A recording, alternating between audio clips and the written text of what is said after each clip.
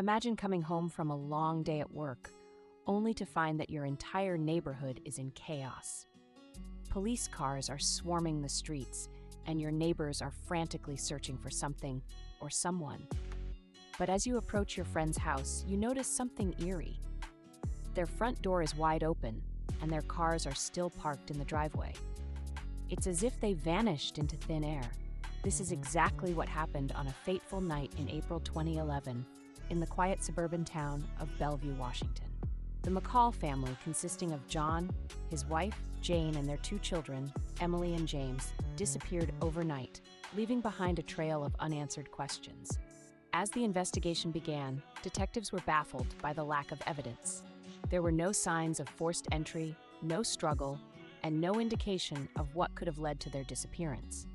The family's phones, wallets, and personal belongings were still in the house, making it seem like they just got up and left in the middle of the night. But here's where it gets dark. The family's dog, a loyal German Shepherd named Max, was found wandering the streets the next morning, alone and unharmed. It was as if Max had been deliberately let out of the house, but why?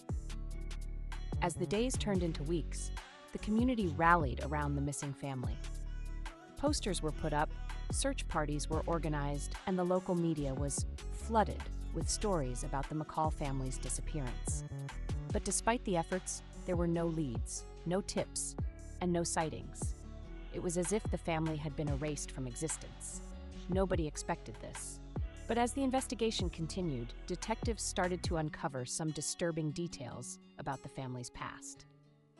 It turned out that John McCall had been struggling with financial difficulties, and the family had been receiving strange letters with no return address.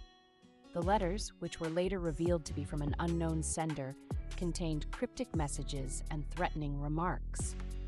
The McCalls had reported these incidents to the police, but they had been dismissed as mere pranks. However, in light of the family's disappearance, these letters took on a more sinister tone. But here's where it gets even more bizarre. As detectives dug deeper, they discovered that the McCall family had been planning a trip to a remote cabin in the woods just a few days before their disappearance. The cabin, which was owned by a friend of John's, was located in a secluded area with no cell phone signal. As the investigation continued, detectives found a series of cryptic messages on the family's computer, which seemed to point to the cabin as a possible destination. But when police arrived at the cabin, they found nothing out of the ordinary. No signs of struggle, no signs of the family, and no indication of what could have happened to them. It was as if the family had never been there. Nobody expected this. But as police were searching the cabin, they stumbled upon a hidden journal belonging to Emily, the 12-year-old daughter. The journal contained a series of disturbing entries detailing a sense of unease and fear that had been building up inside the family.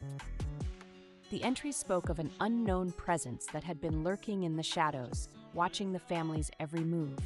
It was as if the family had been living in a state of terror, waiting for something to happen. But here's where it gets even more terrifying. As detectives delved deeper into the journal, they found a drawing of a figure looming over the family's house. The figure was faceless, but it seemed to be watching the family with an unblinking gaze. It was as if Emily had seen something that no one else could see, something that had been hiding in plain sight. As the investigation continued, detectives became increasingly convinced that the McCall family's disappearance was not just a random event, but a carefully planned and executed act. But by whom and for what reason remained a mystery. The case remained unsolved, and the family's disappearance remained one of the most baffling in American history. But here's the jaw-dropping revelation. Just last year, a former neighbor of the McCall family came forward with a shocking claim. She alleged that on the night of the family's disappearance, she had seen a figure lurking around the McCall's house, a figure that matched the description of the faceless entity in Emily's journal. The neighbor claimed that she had been too afraid to come forward at the time, but the memory of that night had haunted her for years. As detectives reopened the case, they discovered a shocking connection between the neighbor's claim and an old, unsolved murder that had taken place in the same neighborhood just a year before the McCall family's disappearance. It turned out that the murder victim had been a former acquaintance of John McCall, and the two had been involved in a heated dispute just days before the murder. The connection was too coincidental to ignore, and detectives began to suspect that the McCall family's disappearance might be linked to the old murder. As the truth began to unravel, detectives realized that the McCall family's disappearance was not just a random act of violence, but a carefully planned and executed revenge plot. The faceless figure, the cryptic letters, and the hidden journal all pointed to a sinister force that had been lurking in the shadows, waiting to strike. And as the investigation finally came to a close, the community was left to wonder, what really happened to the McCall family that fateful night? The truth, much like the family themselves, remains a mystery, lost in the darkness of that terrible night. But one thing is certain: the disappearance of the McCall family will haunt the town of Bellevue, Washington, forever.